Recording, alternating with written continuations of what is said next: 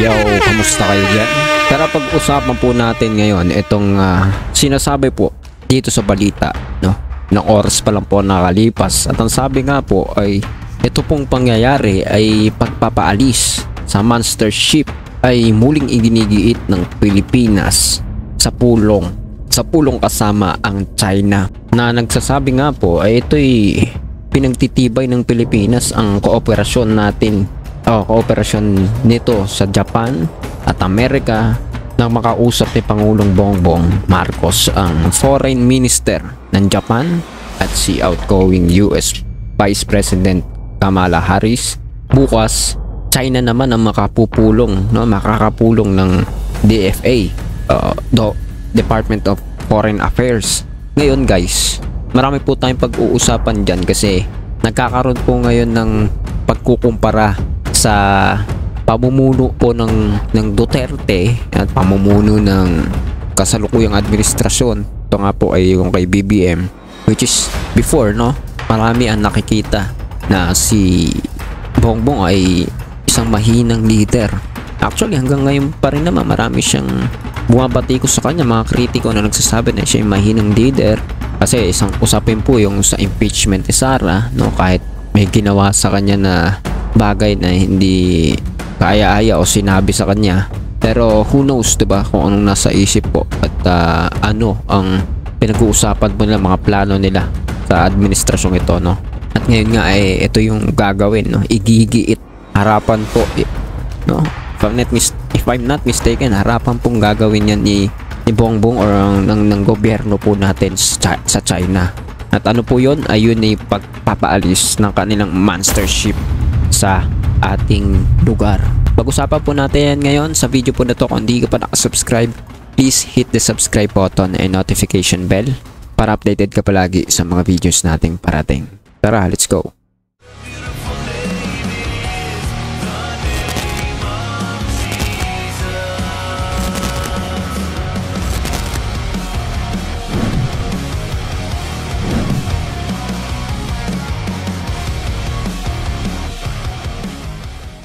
Yun na nga mga tol, pag-usapan na po natin ang paggigiit ng ating bansa sa China na paalisin na itong monster ship nila, no.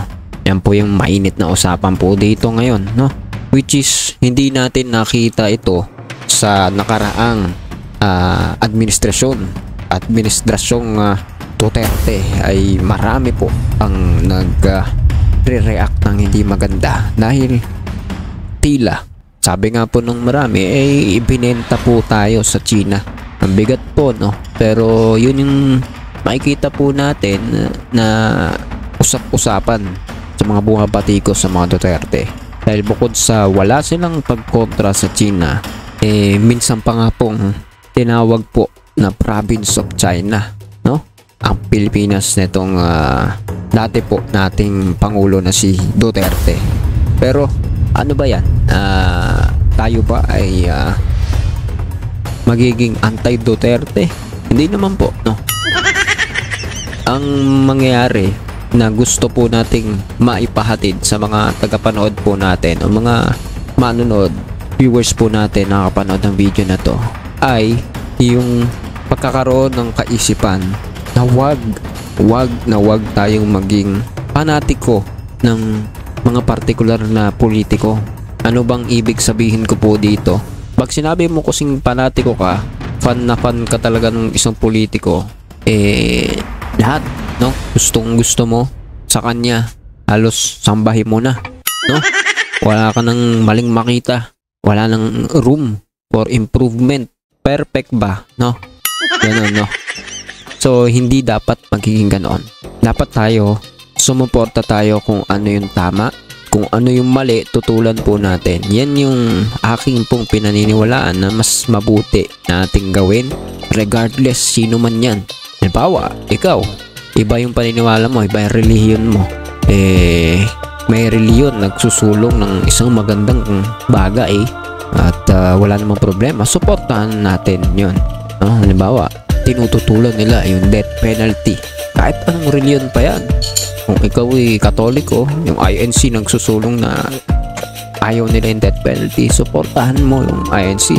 dun sa bagay na yun na lang. Yung bagay lang naman na yun yung pinag-uusapan, di ba? And the rest, pag may mali ka nakita, yung supportan. O kung INC ka, may isinusulong na mabuti yung mga tao sa kabilang reliyon, pwede mo naman suportahan, di ba? Basta tama. Hindi naman usapin yung reliyon. Usapin kung ano yung tama. Tapos, pag nag-usap kayo sa reliyon, di bang usapan na yun? Siyempre, may mga mali na talaga. Ako po naniniwala. Parehong mali po yung dalawa. Pagdating po yun sa mga usapin po na Biblia, paniniwala sa Diyos. Pero, dito po sa mga bagay na secular, mga usaping politika, usaping mga bagay ng mundo na ito, no? Pwede naman tayo magbigay ng opinion. Hindi naman masama po yun. At dito nga po, magbibigay po tayo ng opinion at titignan po natin kung tama ba itong mangyayari po na ito, no? Kasi baka yung iba, dahil hindi sila supporter ni Bongbong. Ako po, hindi po ako pro BBM, hindi ako supporter ni Bongbong. Pero tinitignan ko kung may tama siyang gagawin. Kung mali, tututol tayo. Before, may mga sa panig po yata niya, no? Correct me if I'm wrong. Disclaimer lang. May mga nagsusulong daw ng chacha before, no? Naalala ninyo, ako po, tutol po ako dun. Pero sa usapin ng pagkontra, paglaban sa China, suportado po natin yung pamahalaan po natin dyan. Yung pagsusulong ni Bongbong dyan sa ganyang bagay, no? Kasi weak leader sila ng weak leader, pero makikita mo ngayon, parang mas harapan pang humaharap si Bongbong ngayon. Which is, I believe, wala namang masama dun kasi hindi ka naman para makipag-away, di ba? Gusto mo lang isulong yung nararapat, karapatan ng interes ng ating bansa sa paraan na mai-stretch mo yung opportunity, mamamaximize mo, mayu-utilize mo lahat ng pwede mong gamitin nang hindi umaabot sa pananakot before. No? Dati, tinakot tayo na malakas, baka pulbusin daw tayo. No? Ngayon nga nakikita naman natin, pwede naman palang gawin ang magre-rehabilitate, diba? Pagsasagawa, inaayos yata yung isang dating parang base doon. Ano ba yun? No? Sorry, hindi ko masyadong alam yun. No? Pero yung merong ginagawa ngayon yung pamahalaan na hindi ginagawa before at malaking bagay po yun. So, medyo napahaba tayo nung sasabihin natin, sorry. Pero panoorin po natin, no? Bahagya po itong balita. Pinagtibay ng Pilipinas ang kooperasyon nito sa Japan at Amerika nang makausap ni Pangulong Bongbong Marcos ang Foreign Minister ng Japan at si outgoing US Vice President Kamala Harris. Bukas, China naman ang makakapulong ng DFA. Nakatutok si JP Soriano. Kahit may nauna ng panawagan sa China na alisin ang kanilang monster ship sa exclusive economic zone ng Pilipinas, igigiit pa rin yan ng Pilipinas sa bilateral consultation mechanism o pag-uusap ng dalawang bansa sa Xiamen, China bukas. The Philippines will demand the pull-out of the monster ship. Well, we will certainly raise the concerns we have. Hanggang kahapon ay namataan pa 77 nautical miles west ng Capones Island sa may Zambales ang pinakamalaking Coast Guard ship ng China. Komento kaugnay nito ng Japanese Foreign Minister na nasa Pilipinas. Japan strongly opposes any attempt to unilaterally change the status quo by force or build up tension in the region. We strongly ask for easing of tensions. Nakipagpulong si Minister Iwaya Takeshi kay Pangulong Bongbong Marcos para pagtibayin ang mga nabuong kasunduan ng Pilipinas at Japan, kabilang na ang trilateral cooperation ng dalawang bansa sa Amerika. Japan will continue assistance to the Philippines, including the OSA in enhancing maritime security and ODA for improving maritime safety capabilities. We stress the importance of adhering to international law, especially the 1982 UNCLOS. And we will work together, leveraging our strengthened strategic partnership with other like-minded states. Pinuri rin ng Japan ang mapayapang hakbang ng Pilipinas para ipaglaban ang karapatan alinsunod sa 2016 arbitral ruling na nagbabasura sa 9-line claim ng China. Napag-usapan din ang rule of law at karapatan ng Pilipinas sa West Philippine Sea sa pag-uusap naman sa telepono ni na Pangulong Bongbong Marcos at outgoing US Vice President Kamala Harris. Wala pang direktang tugon ng China kaugnay sa pahayag ng Japan at ng DFA. Bagamat nanawagan ng Foreign Ministry ng China sa Pilipinas na itigil ang mga anilay mapanghimasok umanong aktibidad at mapang-udyok at umano'y maling akusasyon. Para sa GMA Integrated News, JP. Play po natin yung bandang dulo, no? Medyo hindi ko naintindihan. Maling akusasyon. Para sa bagamat nanawagan ng Foreign Ministry ng China sa Pilipinas na itigil ang mga anilay mapanghimasok umanong aktibidad at mapang-udyok at umano'y maling akusasyon. Okay guys, so yan po ang balita po na yan. Bago po tayo magpaalam ay mag-iiwan po tayo ng mensahe patungkol po dito o yung pinaka-opinion po natin. Wala namang gusto at wala namang tayong sasabihin na maganda, mabuti ang Amerika, ang Japan. Hindi perfecto po ang mga yan, no? At you cannot trust ang katulad mo na tao, no? Bansa, no? Kung ikaw ay naniniwala sa Bible ay sumpain na nagtitiwala sa kapwa-tao. We do not trust anybody or anyone unless it is God, diba? Yung mga Japan, mga Amerika, mga alyado po natin pwedeng mang-iwan sa ere, no? Pero ang tanong, ano ba yung mabuting choice po natin? Ano ba yung choice na maganda natin? Una sa lahat, syempre, tayo maipanalangin po natin yung bansa po natin. Kahit sino man ang nakaupo, no, may panalangin na maging maayos ang kanilang mga desisyon, maging payapa, mauwi po sa magandang mga resulta. Pero hindi para batikusin, no? Kung may mali, i-criticize natin. Criticize natin ng paraan na sila maitatama, maitutuwid, maikokorek. Pero not to the point na to destroy them, sirain o ibagsak.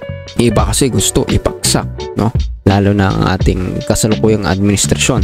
Itong ginagawa pagpanig po ng Pilipinas sa mga talaga namang alyado po ng Pilipinas na Amerika, Japan at iba pa, alyado po natin yung mga yan eh. Ito pong China, ano pong relasyon po natin sa kanila? Ang China po ay hindi po formal na alyado po ng ating bansa, no? Correct me if I'm wrong pero hindi po natin sila alyado, yan po ang pagkaalam ko.